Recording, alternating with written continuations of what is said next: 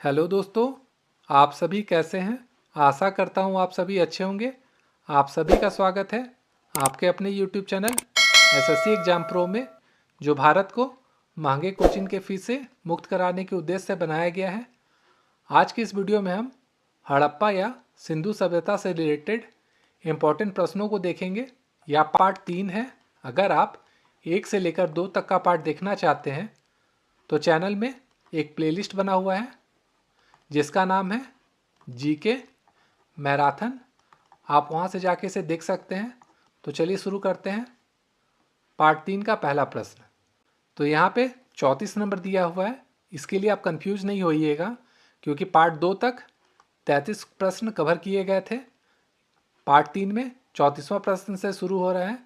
तो आज का पहला प्रश्न है, सिंधु सभ्यता का कौन सा स्थान भारत में स्थित है। ये आपके एग्जाम की दृष्टि से बहुत इंपॉर्टेंट क्वेश्चन है। इसका आंसर है ऑप्शन नंबर सी, लोथल। अगला प्रश्न है, भारत में खोजा गया सबसे पहला पुराना शहर था। इसका आंसर है ऑप्शन नंबर ए, हड़प्पा। अगला प्रश्न है, भारत में चांदी की उपलब्धता के प्राचीनतम साक्ष्य मिलते हैं। इसका आंसर है ऑप्शन नंबर ए, हड़प्पा संस्कृति में। अगला प्रश्न है, सिंधु सभ्यता के बारे में कौन सा कथन असत्य है। यहाँ पे बताना है जो गलत है। तो इसका आंसर होगा ऑप्शन नंबर डी, लोग लोहे से परिचित थे। अगला प्रश्न है, सूची 1 को सूची 2 के साथ सुमेलित करना है। यहाँ पे सूची 1 में जगह का नाम दिया हुआ है और वो कहाँ पर है वो सूची 2 में दिया हुआ है। इसे देखना है। चलिए देखते हैं। यहाँ पे दिया हुआ है सिंधु सभ्यता की उत्तरी सीमा, ये मांडा जम्मू में स्थित है। इसका मतलब ये सही है। दूसरा देखते हैं, सिंधु घाटी की दक्षिण सीमा, ये पड़ता है आपका देमाबाद महाराष्ट्र में। ये भी यहाँ पे सही है। तीसरा में है सिंधु घाटी की पूर्वी सीमा, और ये आपका आलमगीरपुर उत्तर प्रदेश में स्थित है। ये भी सही दिया हुआ है।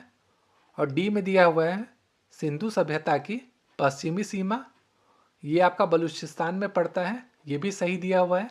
इसका मतलब इसका आंसर हो जाएगा ऑप्शन नंबर ए का 1, बी का 2, सी का 3 और डी का 4।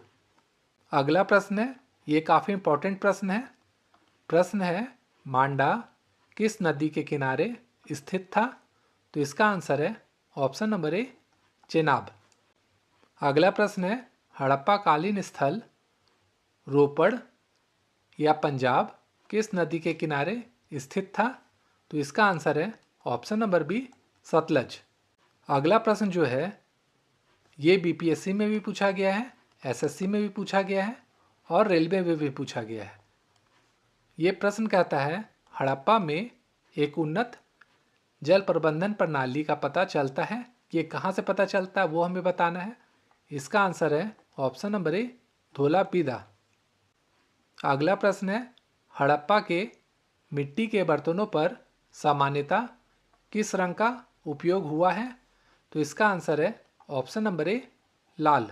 अगला प्रश्न है, सिंधु सभ्यता निम्नलिखित में से किस युग में पड़ता है। तो अगर आप ऑप्शन से देखिएगा तो इसका आंसर हो जाएगा ऑप्शन नंबर डी, आद्य ऐतिहासिक काल। ये प्रश्न भी काफ़ी इंपॉर्टेंट है। सिंधु घाटी सभ्यता की विकसित अवस्था में निम्नलिखित में से किस स्थल से घरों में कुओं के अवशेष मिले हैं। तो इसका आंसर है ऑप्शन नंबर डी, मोहनजोदड़ो। ये प्रश्न भी काफ़ी इंपॉर्टेंट है। प्रश्न है, सिंधु घाटी सभ्यता को खोज निकालने में जिन 2 भारतीयों का नाम जुड़ा है वे कौन हैं। तो इसका आंसर होगा option number A, Dayaram Sahni और राखलदास बनर्जी। अगला प्रश्न है, रंगपुर जहां हड़प्पा की समकालीन सभ्यता थी वो कहां पर है, ये हमें बताना है।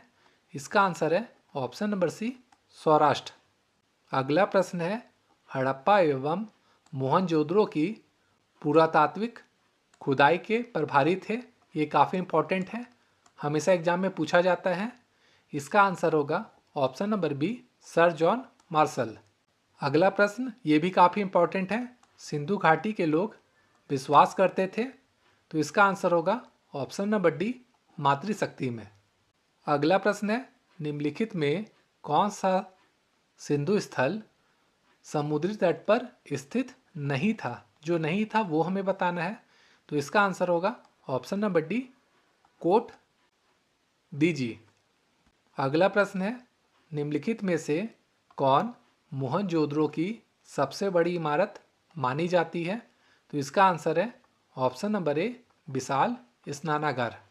जो अगला प्रश्न है ये भी काफ़ी इंपॉर्टेंट है। हड़प्पा कालीन लोगों ने नगरों में घरों के विन्यास के लिए कौन सी पद्धति अपनाई थी? तो इसका आंसर है ऑप्शन नंबर सी, ग्रिड पद्धति में। अगला प्रश्न है, सूची 1 को सूची 2 के साथ सुमेलित करना है और सूचियों के नीचे दिए गए कूट का प्रयोग करके सही उत्तर बताना है। तो जो सूची 1 है वहाँ पे दिया हुआ है प्राचीन स्थल, और सूची 2 है उसमें दिया हुआ है पुरातात्विक अवशेष। तो चलिए हम लोग देखते हैं एक एक करके। यहाँ पे लोथल दिया हुआ है, तो लोथल कहाँ पे मिला था? ये मिला था आपका गोदीवाड़ा में।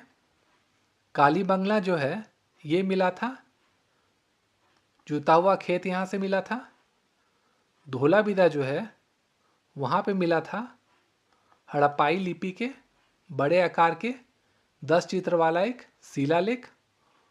और जो बनवाली था वहाँ पे मिला था पक्की मिट्टी की बनी हुई हल्की प्रतिकृति।